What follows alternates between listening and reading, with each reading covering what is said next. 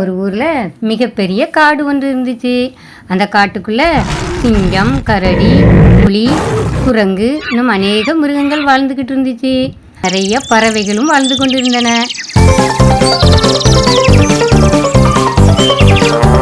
அப்போ பார்த்து திடீர்னு காடு தீப்பிடிச்சு எரிய ஆரம்பிச்சிட்டு. காடு தீப்பிடிச்சோடனே எல்லா மிருகங்களும் பயந்து போய் வேறு இடத்துக்கு தன் உயிரை காப்பாற்ற போயிட்டு. உடனே தீயணைப்பு துறையினர் வந்தாங்க. வந்து அந்த தீயெல்லாம் அணைச்சாங்க. அணைச்ச உடனே ஒரு பெரிய இடத்துல, உயரமான இடத்துல ஒரு பெரிய கழுகு தன் செட்டைகளை விரித்து படுத்து கிடந்துச்சு.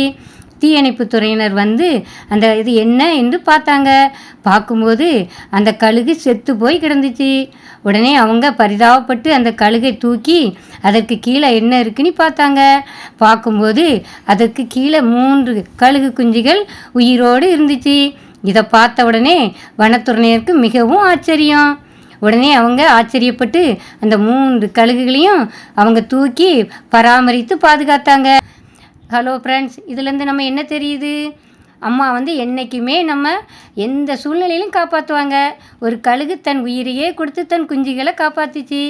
அதே போல் தான் அம்மாவும் நம்ம காப்பாற்றுவாங்க. நீங்கள் எந்த சூழ்நிலையிலும் அம்மாவின் பேச்சை கேட்கணும். சரியா? பாய் பாய்.